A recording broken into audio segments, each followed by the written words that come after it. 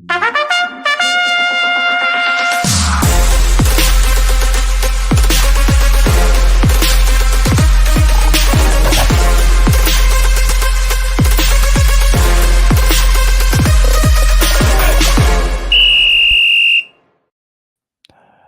welcome to another edition of the All Four Downs podcast. I'm Obi-Wan, and I'm glad that we are here because it's college football week 3 and so much to cover in a short amount of time. And I know today is Tuesday, September 10th. There's a debate going on later on this evening for the presidential race. But there's another race going on here, and that's no other than who will be the top 12 teams in college football. Yet I know I said it's week 3, and many people think it's far out there, but is it really? Because it just seems like everyone's now nitpicking as to will they make it, will they not make it? Why did this happen?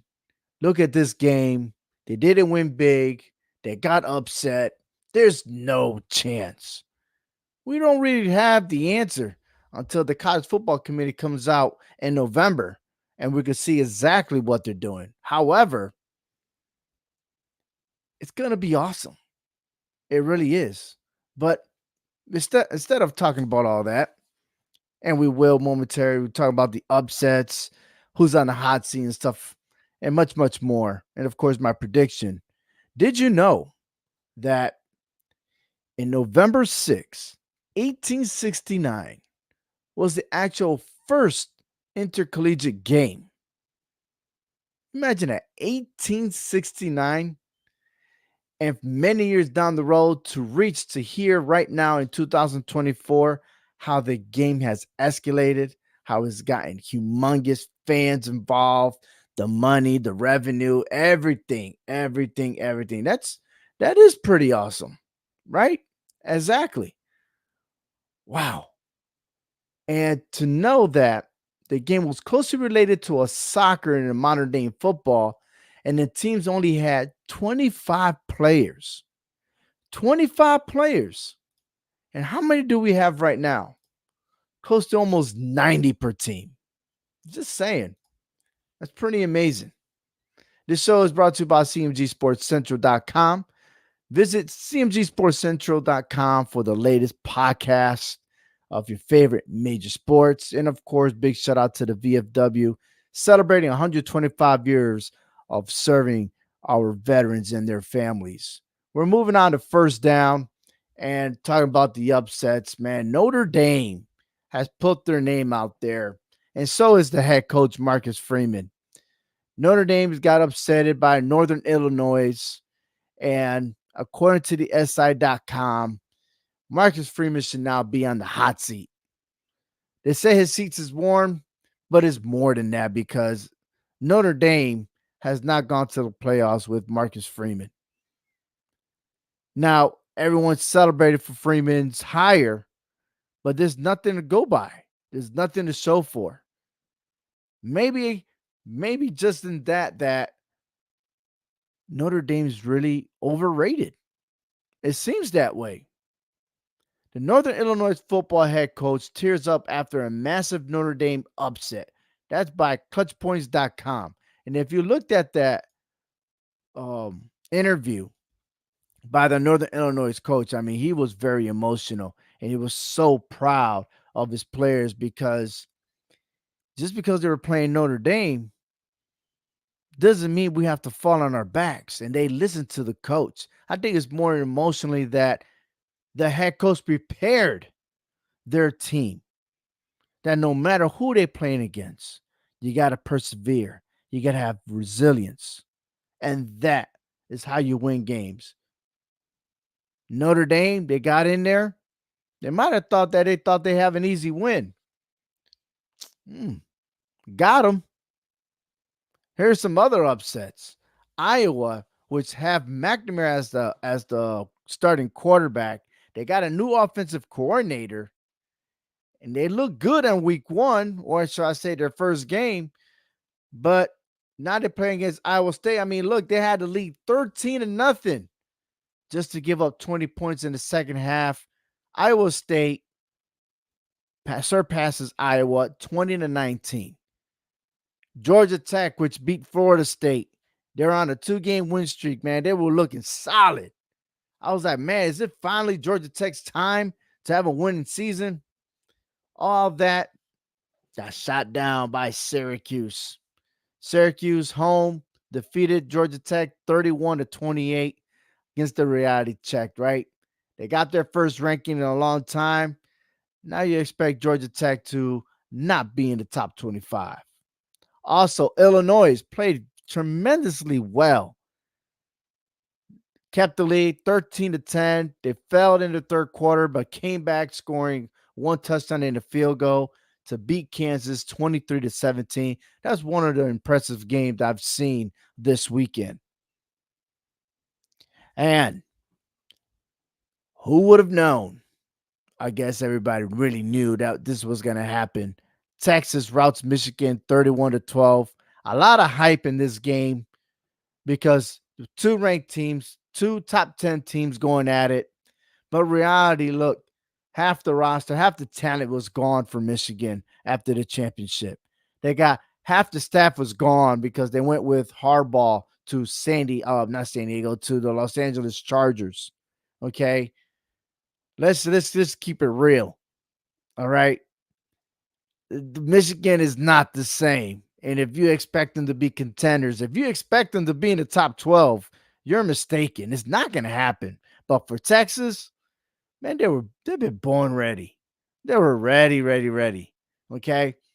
Texas scoring the first 3 quarters there, and they didn't look back. They ran over Michigan, and expect Texas to do the same to a lot of opponents.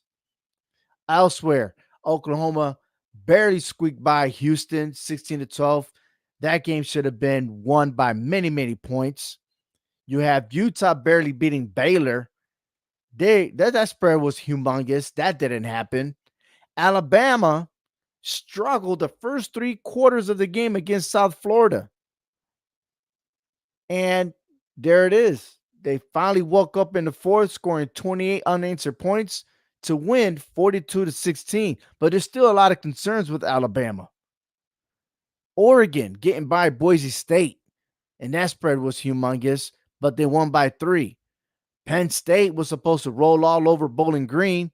They won by a touchdown. And Oklahoma State and Arkansas went to 2 overtimes, winning 39-31. But you could blame that all on Arkansas because Arkansas choked at the end.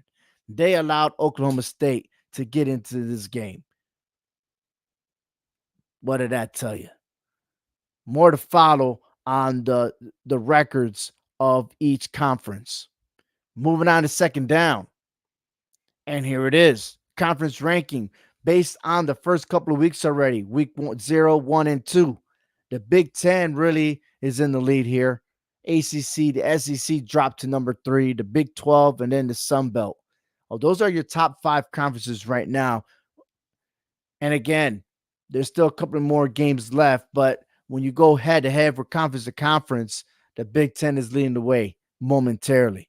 But you look at the top 25 here, Georgia, Texas, Ohio State, Alabama are my top 4. However, who else is the same? Oh, the AP poll agree with me. Okay. But the coaches poll don't think so. They still believe that Ohio State is ranked number 2. Now, we have this conversation before. I said this last year. Who is Ohio State playing against?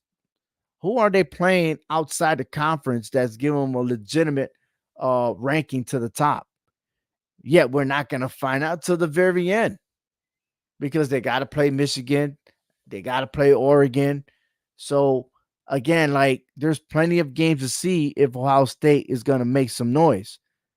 I do predict they're going to be in the playoffs. Majority of their roster came back.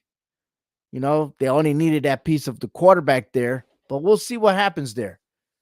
Penn State, number 5, but yet, again, like I don't, the coaches got a number 7, AP number 8, so we're in that ballpark there. Okay, I got Oregon at number 6. I guess the AP poll didn't agree with me. No. But you know what I have that they don't have? I got Syracuse there in the top 25. They deserve it. They really do. But then the AP polls already jumping on Northern Illinois to be in the top 25. They're ranked 25. I think they need to slow their breaks down a little bit. I really do. Um, but there's a lot of mixed emotions as to who's supposed to be in the top 25 when we're looking at numbers from 15 all the way down. Okay. Boston College, Louisville, Memphis, Syracuse. I got them all in there. Okay. Um, but there's still plenty of football. How far did Notre Dame drop? Ah, man. Or Michigan, really, as a matter of fact. But Michigan, I got them at 16. Coaches agree with me. AP poll got them at 17. So if you look at this, and I'm going to zoom in real quick and look at this, the bottom line is if you look at the top 12, that is the main concern right now. Okay. And I think USC deserves it right now. They're hot. Matter of fact, they're a different team. Their defense solid. Their defensive linemen, man, the top four there. I mean, they're tremendously great. They got so much speed. Not count out of Notre Dame. I think it was a bad hiccup, but I think they're bounced back. Miami is looking great. Mizzou is going to be battle tested this week. Ole Miss, Utah. I mean, all these teams are going to get battle tested the next couple of weeks. But this week, you got to pay close attention to these upcoming games. And then my top 12 here: Georgia, Ohio State, Utah, and Miami. Right now, they're looking like they're getting these bye weeks. But I can't wait till I see Georgia and Texas. That's going to be an awesome game. Wait and see. That's what's looked like in the college football playoffs right now. Should the season end? Maybe. Who knows? Who knows what the committee is going to look like? But I'm happy. My Bulldogs are doing great. Oh, yeah. But for how long, right? For how long? Let's move over to third down because we got to hit these games real quick. All right. And plenty of study here. And I think there's going to be more upsets this week. Okay. More upsets. Keep that in mind. I only lost one game last week. Yeah. I think I'm on fire this week. I really am. And I'm starting with the Thursday's game, 7:30 p.m. on ESPN Eastern Time. Arizona State visits Texas State. This is their first time they match up. Arizona State's favored by 1.5, but I'm not sold right now. Arizona gave up 20 points in the second half. Arizona State, excuse me. They led 30-3 to Mississippi State. Mississippi State was about to make a comeback. Then on the other hand, you got Texas State going against Tulane, and their defense is solid.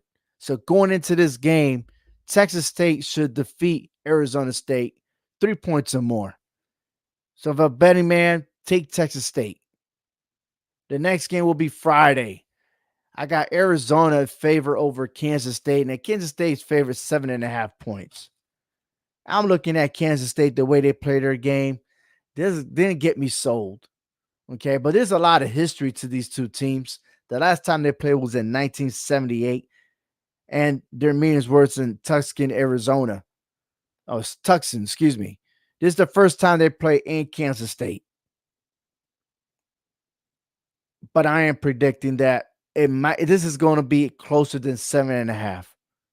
And that's why I'm picking Arizona. And I think Arizona, with all their players coming back, they didn't even follow their head coach to Washington. They all stayed. They wanted to play. And you've seen how well they were playing in the second half of their season last year. It's carrying over to this season. And that's why Kansas State, you better watch out because they weren't looking great last week. They won, but it wasn't in a convincing fashion. Arizona got this. Georgia versus Kentucky. You might as well put a check mark in Georgia because they will cover the points. They will cover 24 over Kentucky. And on top of that, Kentucky's already starting to see it 0-1 in the SEC. And the last time Georgia played in September was against Kentucky, right?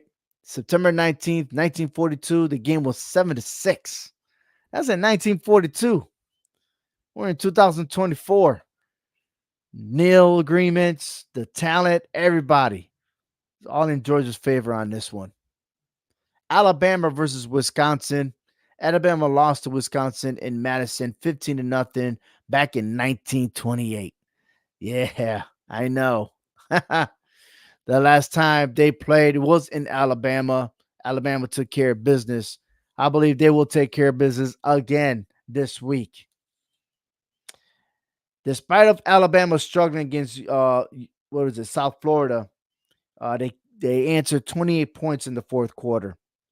But Wisconsin's only played Western Michigan and South Dakota. I don't think any of those two teams will help Wisconsin prepare themselves for what's going to happen against Alabama. Boston College versus Mizzou. This is going to be my game of the week. September 25th, 2021, in Chestnut Hill, Massachusetts, Boston College defeated Mizzou 41 to 34. Regardless, this is not a blowout. And as a matter of fact, Bill O'Brien's the head coach of Boston College, and he is playing the game. He is managing the game great. And now Mizzou's in the SEC, and everybody's going to say, oh, no, what are you talking about? Boston College is not getting blown out this year, and they will be prepared. If Boston College loses, they're not losing by 16 points. You might as well just go for Boston College. But for me, more than that, I'm leaning at an upset in this game. Oregon versus Oregon State, the rivalry game that usually happens towards November or late October. On this time around, they're no longer in the same conference. And Oregon's favored at 14 points. No. Oregon State has won the last two home games against them. And Dylan Gabriel is the quarterback that needs to prove himself that he is worthy. He's a two-time transfer. He left Oklahoma last season. I'm just curious as to why he left. Okay. He needs to prove himself that he is the leader of this team and that he is dominant. But I just don't got a feeling it's going to happen. I'm taking Oregon State in the upset, taking the plus 14. Washington State and Washington. Washington's favorite 40.5. Will Rogers is also a transfer that left Mississippi State. And he is an awesome quarterback. But he's going against Washington State. That guy there, he is a dual threat. And what's going to be beneficial? 2 in a row for Washington. Make that 3 in a row. I'm taking Washington and the negative 4.5. And lastly, UCF versus TCU. I'm taking UCF. Gus Malzahn, 2 years with the American Conference, second year now with the Big 12. You remember him. He was the head coach of Auburn back when the time with the SEC. Very talented. Going against TCU, who a couple of years ago were in the finals over there, getting destroyed by Georgia. Sonny Dike is there, but does he really have the talent? Does he have anything that what it takes to go against UCF? Both these teams are having their first Big 12 game. And, when you got -2 in favor of TCU right now, that's not very convincing to someone that has favored by 3 or 3.5. I'm taking UCF in the upset. They're going to win and get their first game. And I gotta tell you, Central Florida is probably going to make a run in the Big 12. Moving on to fourth down. Plenty to talk about in this final whistle. Preparation per week. Now, we talked about Notre Dame losing to Northern Illinois. But that's not all to it, because it's not only just preparation. You got to have the right mind. You got to have the right attitude. You got to have the execution to go right. Marcus Freeman lost to the what was it, the article about Notre Dame lost because the Irish believed the hype. That was actually a headline. Believe the hype. What's there to believe? Wasn't it the type of game where when you finish one game, you focus on the next? You prepare. Was you believing the hype because of the rankings? Or was it the hype because you thought it was a bye week? You can't be doing that, especially when The committee is going to look for the top 12 teams. Conferences are looking at you. And even though Notre Dame's independent, it still counts. Florida's Billy Napier plans to use both quarterbacks, Graham Mertz and DJ Lagway. Is it beneficial? Wasn't supposed to have the quarterback to play all game to get that steady rhythm? I mean, DJ Lagway really outperformed Graham Mertz. And Graham Mertz was a transfer from Wisconsin who earned a starting job, but he got hurt, got taken out. Lagway came in, and he outperformed him. So leave him alone. You got your winning formula there. Why would you mess it up? And then there's LSU. Discipline. Can't manage them. Oklahoma, barely beaten. And there's more teams that was supposed to win big this weekend that didn't make it happen. You're supposed to be the powerhouse, but you look weak. What are you doing? I tell you, poor execution on game plans. That's one. Lack of preparation. Where's the mindset? Where's that toughness? Where's that execution that you're supposed to make these plays? I've been seeing a lot of drop passes from these wide receivers that's supposed to be all Americans. The coaches are dealing with a lack of accountability. Is it because you're dealing with so much you can't concentrate? What's going on there? The jobs are on the line constantly. Maybe they want out. Maybe they expect to get fired and still get paid while not having a job. That's the new thing now. To tell you that the games that I saw that's supposed to be an automatic win are not turned out to be so automatic. And you got to ask yourself, what are the coaches are doing? What are your assistants are doing? I don't know. But don't be begging to go on the mic and start complaining, thinking that your players are going to hear you. They're kids, they're students, they're not NFL players. You could do that. You could get away with it in the NFL, but not in college football. So, in other words, leaving this note, look, man, you got to play the game, right? You got to win them games. You got to win convincingly. Because if you don't, then you're never going to make it to the college football playoff. And that is the goal. You want more money because I ask you, my other co-host will tell you, it's all about the money. It's all about the Benjamins. But you got to win the games. And that's my final whistle here in college football. Thank you for listening. And join me next week as I predict more games and come more to follow this week where Hector will join me on the NFL picks here on our show, All Four Downs. Take care, everyone. Gotta love some football.